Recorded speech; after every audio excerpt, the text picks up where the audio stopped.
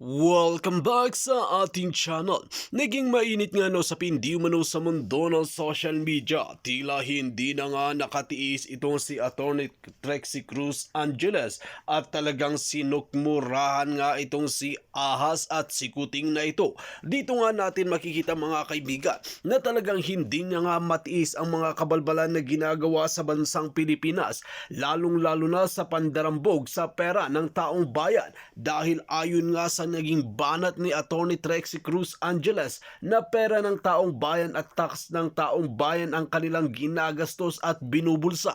Tila saan sila kumuha ng kakapal ng pagmumuka para nakawan ang bansang Pilipinas.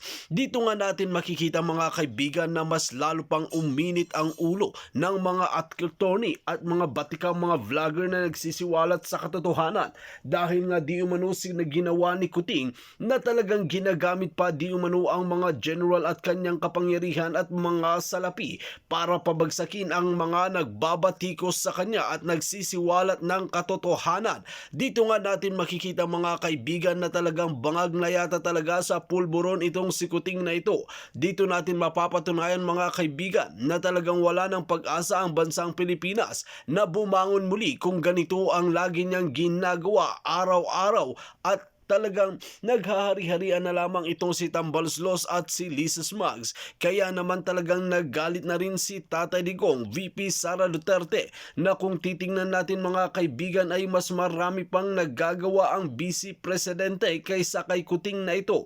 Dito natin mapapatunayan mga kaibigan na talagang wala ng kredibilidad itong si Kuting na ito at kailangan nang mag-resign. Well mga kaibigan, para nga sa karagdagang impormasyon, panoorin nga natin ang buong video. At kung bago ka pa lamang sa aking channel, huwag kalimutan i-click ang subscribe button at notification bell para lagi kang updated sa ating mga bagong video. At para sa solid viewers natin dyan, maraming salamat sa walang sawang pagsuporta.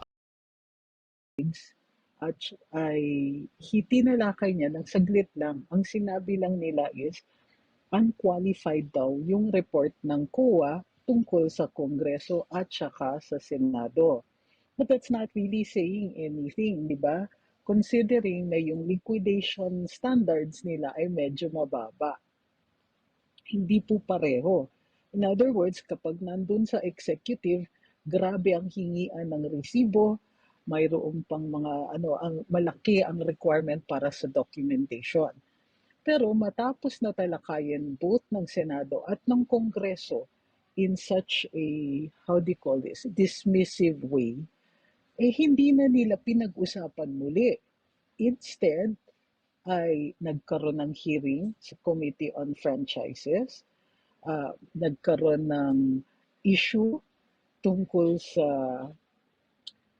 mga issues tungkol sa DepEd, bukod sa GSIS and other remittance issues, mayroon pa dun sa isang logistics company na napakabababaw na issue na madali namang naisagot ng DepEd.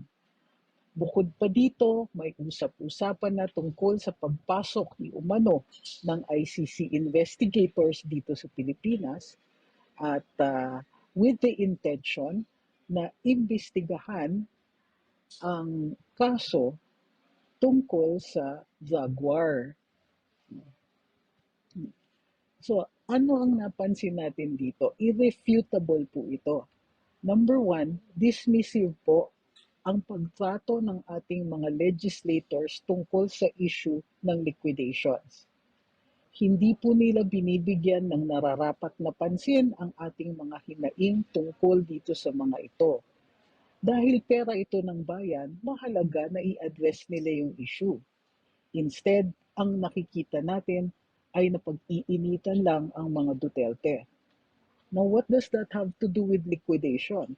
Well, aside from the fact of destruction, alam nila na kapag tumuloy-tuloy ang galit ng mga tao tungkol sa mga issue na ito, then medyo namimiligro ang kanilang political pogi points. Kumbaga,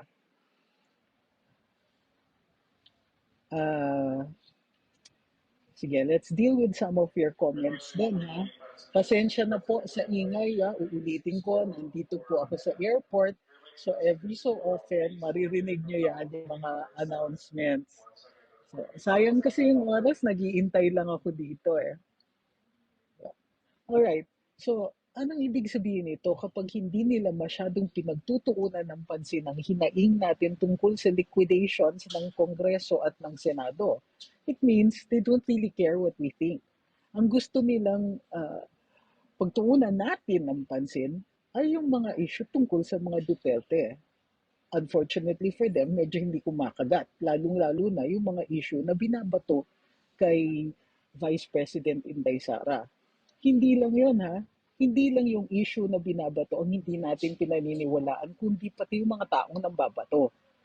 So, ano yung impression natin ngayon? Ang impression ng taong bayan is, uh, they don't really listen to us.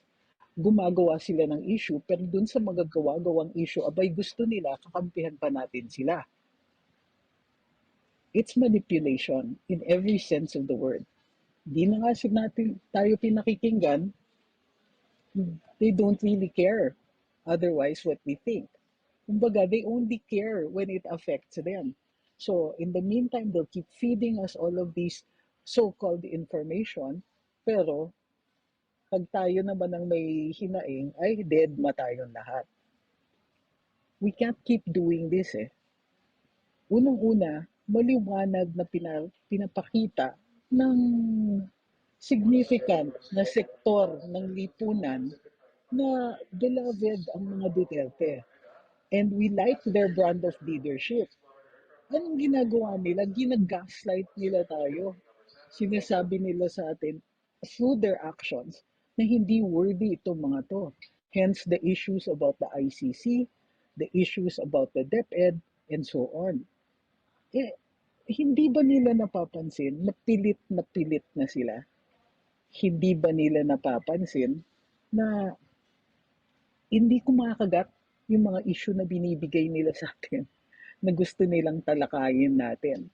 Isa pa, ito, maraming katanungan tungkol sa nasaan si DOJ Secretary Remulla. I'm hesitant to discuss this kasi it might have to do with health issues. At alam niyo naman po sa ating saligang batas, ang kailangan talagang isa publiko ay yung health condition ng Pangulo. Pero yung mga individual secretaries, while it is a matter of transparency, meron ding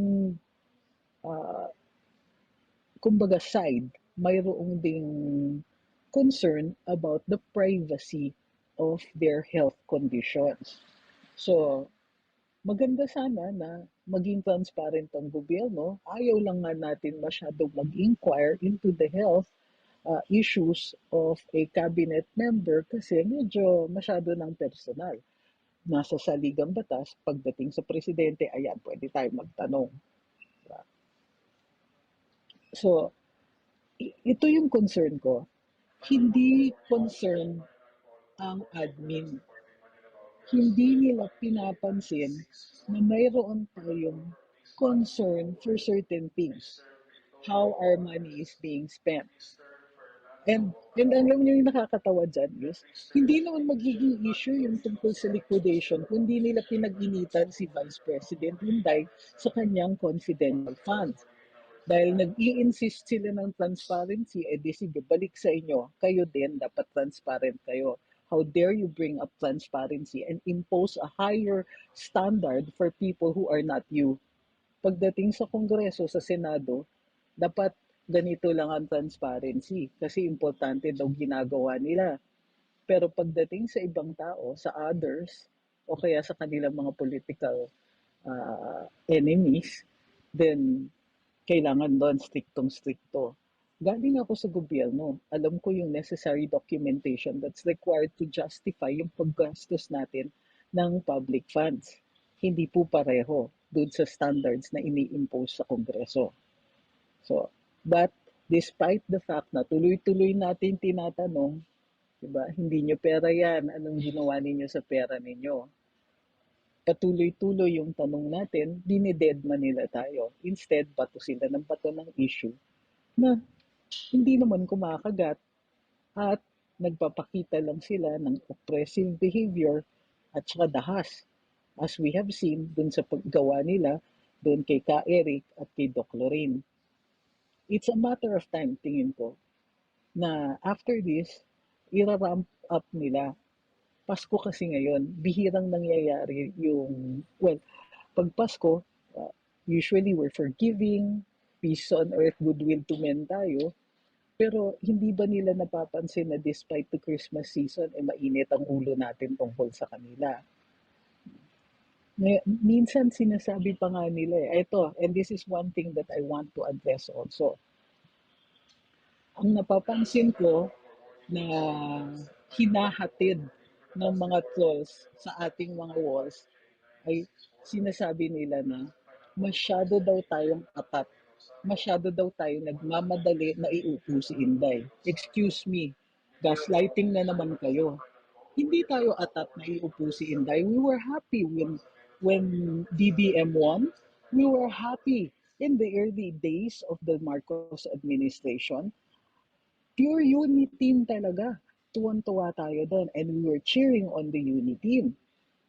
But why all of a sudden ina-attack si VP Inday?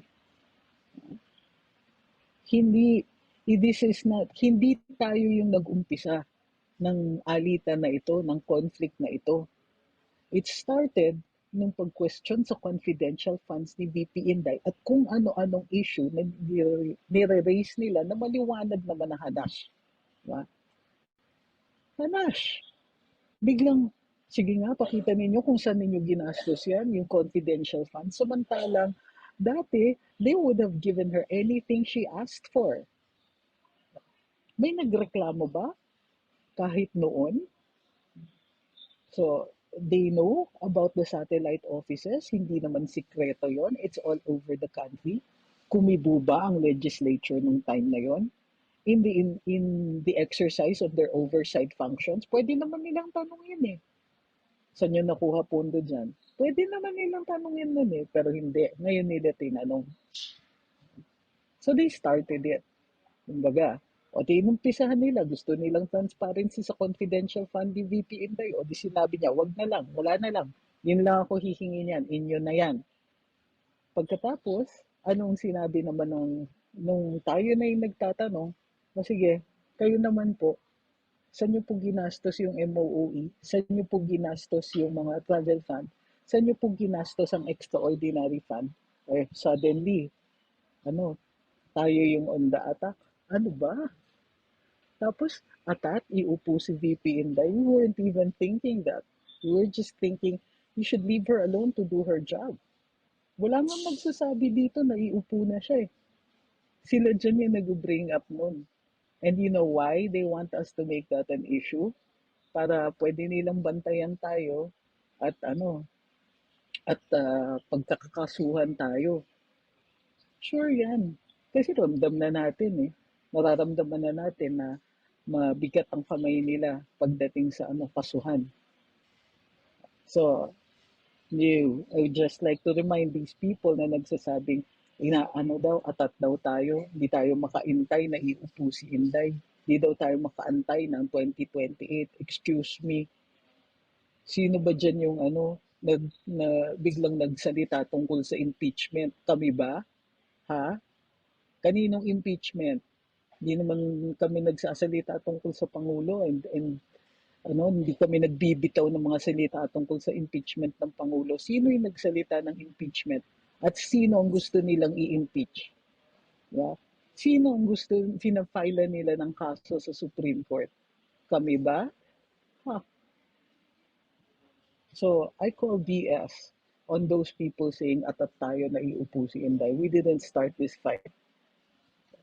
We didn't start the criticism. So, at careful kami sa mga salita namin. Alam namin kung ano ang legal, ano yung hindi. So, huwag nyo kaming pag-gaslight na ganyan. Huwag nyo kaming paglululokohin ng mga ganyan. Alam namin na may kumpas yung mga salita ng mga troll na yan. And in the middle of all that noise, yung mga atat kayo and all that, kailan nyo sinasabi yung tungkol sa house? May kahit isa ba dyan sa mga trolls na nagja-justify dun sa secrecy surrounding the expenses of the house. Pakisabi nga, yan dapat ang dinidiscuss ng mga trolls eh, hindi naman nila ginagawa. Sino ba nag-bring up ng ICC? Kami ba? Sino ba ang sino ba yung mga napapraning dyan? Ulitin ko ha, sino ba yung napapraning dyan? Ha? Sino ba mag-benefit kung ma-impeach si VP Inday? It's whoever the president will choose to fill that vacancy. Kasi ayon sa saligang batas, simple lang yan eh. Kapag nabakante ang office, ang posisyon ng vice president, presidente po ay mamimili, may confirm naman ng legislature. At pipili ang presidente doon lang sa House or sa Senate.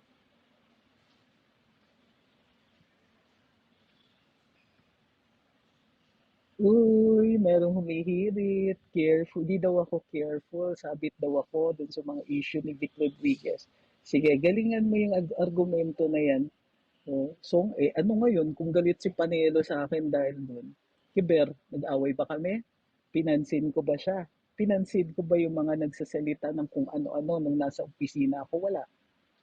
Not only that, yung mga harshest critics ko at the time, baliktad na po. So, galingan niyo po yung mga ganyang klaseng argumento kasi hindi ko makagat eh, mahina talaga kayo. Sorry na lang. Yep. Yan, no? Para makita ninyo.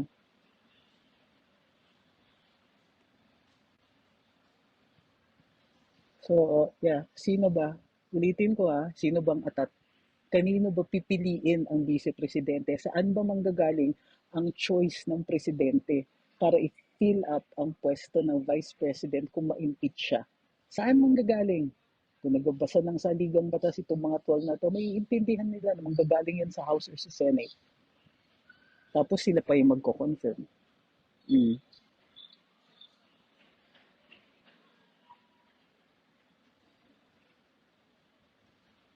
Naimbestigahan din ba mga taga-Congress?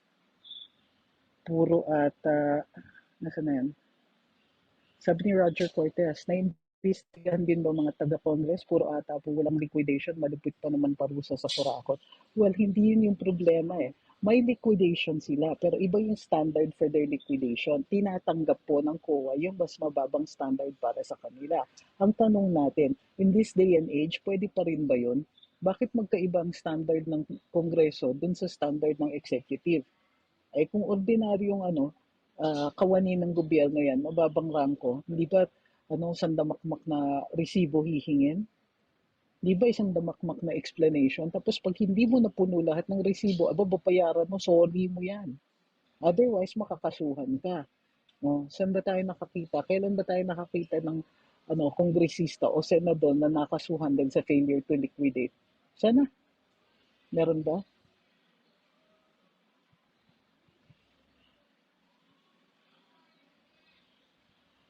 Uju! Itong si Tranquility Music, isn't it high time to change the constitution from NCR-centric constitution to federal type? Wala akong problema baguhin ang saligang batas kung yun talaga ang hinihikayat ng taong bayan. Pero hindi ko pagkakatiwala dun sa mga taong nasa kongreso ngayon. Sila ba? Sila na nga yung gusto natin baguhin. Sila nga yung dahilan kung bakit ang dami nating problema ngayon pagkatapos sa kanila natin pagkakatiwala yung pagbabago ng saligang batas. Di na, uy.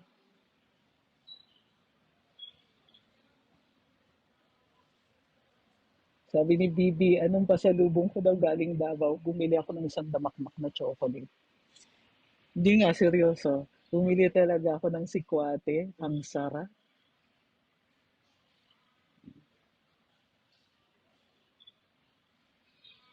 Para dun sa mga nagtatanong kung anong tingin ko dun sa sinabi ni Thinking Pinoy, siguro naman yung iba sa inyo, kilala niyo na ako. Hindi po ako nagkukomento sa mga kahit ano pang sabihin ni Thinking Pinoy. Ganun lang po talaga. Kung hindi ako agree, bakit kailangan pa ako magkomento? Kung agree ako, bakit kailangan ko pa magkomento? Cacao chocolate, sabi ni PJ, yes po, yes po. So, si spiral staircase, ito ang spelling ko daw. Bakit mo iniwan si Presidente at sa kabila ka pa dumikit? One of these days, ikikwento ko yan. Pero there's a reason para sa lahat. Now, the President accepted my resignation on health reasons. So, huwag mong sasabihin na iniwan ko ang Pangulo. Siya po yung tumanggap ng resignation ko. So, at wala kaming away ni Pangulo. Kaya galingan mo yung mga ganyang klaseng argumento. Nag-i-insinuate ka, wala ka man lang isang patpat ng ebidensya para dyan sa sinasabi mo, iniwan ng presidente. Nag-resign ako for health reasons. Migil ka dyan.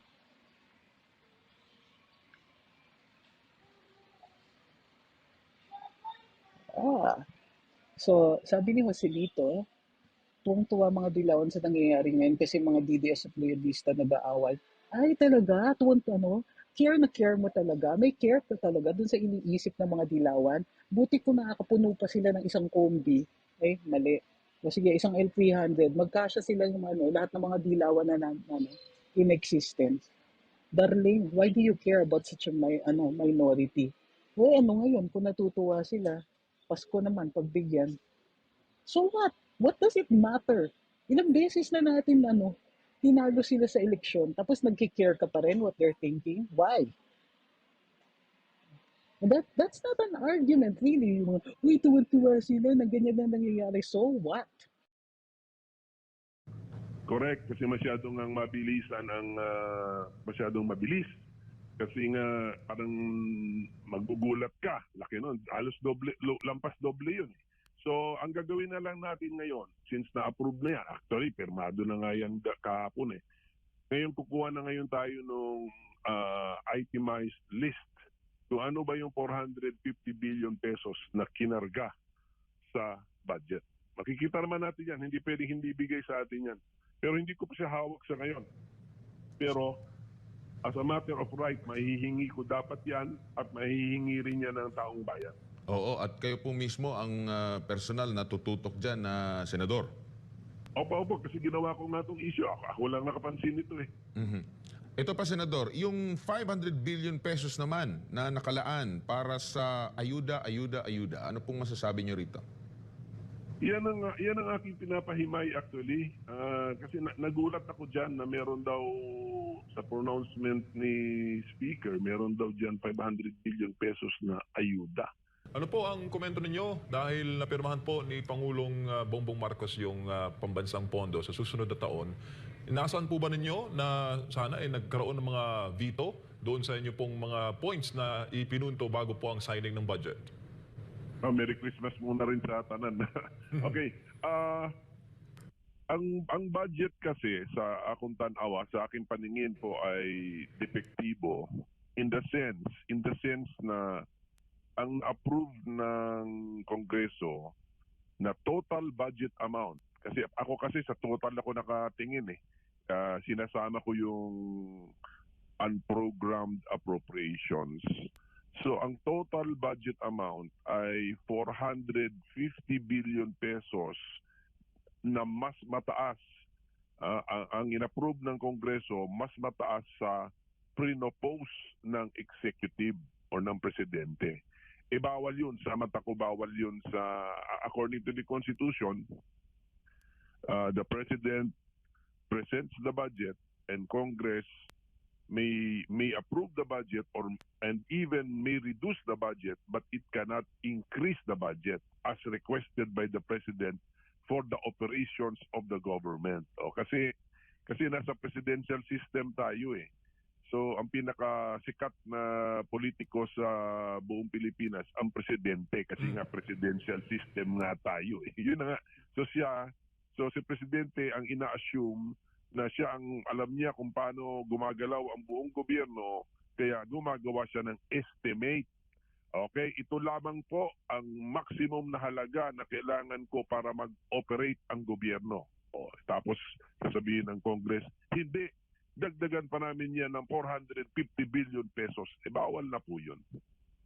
Pagmamalabis ba yun na maituturing senator? Lalo pat, di ba dapat na sa spending plan nga ng pamahalaan, di ba dapat itemized, Sen? Correct. Exception na lamang po itong yung nabanggit po ninyo. Ang general rule na talaga ngayon, pinagsisikapan na talaga na itemize. Pero sa totoo na buhay, kasi kahit tayo na mag-budgeting tayo sa bahay natin, sa household level, sometimes meron tayong tinatawag na contingency fund na hindi na natin yan ma-itemize. Yan na yung pinaka-specific na description ng gastos mo. Yan, contingency fund. Meron pa rin mga tinatawag na lump sum sa budget, pero sinisikap na ng Kongreso na iwasan yung ganyang klaseng pagla-lump sum. So, ina-itemize. So, pati naman yung unprogrammed appropriations, itemize po yan, nakalinya din po yan. Except that, ang aking position is, merong very specific na nakasulat sa Constitution eh. So, maski na disagree ang mga mga mambabatas, hindi agree, hindi kami isang-ayon sa nakasulat sa Constitution, wala kaming magawa kasi di naman batas yung Constitution na pwede namin i-amend. So kailangan i-amend yan ng taong bayan. So kung meron nakasulat sa Constitution na hindi sang-ayon ng mga mambabatas, wala kaming choice kundi sundin pa rin ang Constitution. O ano yung sinasabi ko na nakasulat sa Constitution? Ulitin ko, ang sabi sa Constitution, ang presidente ang magsasabi kung magkano ang kailangan niya sa pagpapatakbo ng gobyerno. At ang Kongreso pwede itong i-approve, pwede itong bawasan, pero hindi pwede itong dagdagan. Anong ginawa ng Kongreso ngayon? Yung suma total na hiningi ng presidente ay dinagdagan ng Kongreso ng 450 billion pesos. Ganyan kasimple ang aking argument. Bawal yan. Sen, bago ko lang ibigay ang bola kay partner Admar, yung program funds, pwede yung gamitin, Sen, sa kahit anong programa sa pamahalaan, projects, programs, discretion ng presidente. Ang discretion ng presidente would be yung contingent fund. Kasi yun Dito nga natin makikita mga kaibigan kung gaano nga talaga kagarapal at talagang kakapal ang pagmumuka ni Kuting ng Norte, Lisa Smugs at ni Tamba na ito na mamuno pa sa bansang Pilipinas at talagang gagamitin nila ang lahat para wala na makapanira sa kanila at hindi na mabulgar ang kanilang mga kabulukan na ginagawa sa loob mismo ng Malacanang. Ngunit sa ginawa nga nila ay talagang hindi na sila tinantanan pa ng mga attorney at mga batikang vlogger na kahit itaya pa nila ang kanilang buhay, malaman lamang ng mga taong bayan kung ano nga ba talaga ang nangyayari sa loob mismo ng Malacanang. Well mga kaibigan, kung kayo ang tatanungin, ano ang inyong mga opinyon? Just comment below sa ating comment section at ating pag-uusapan.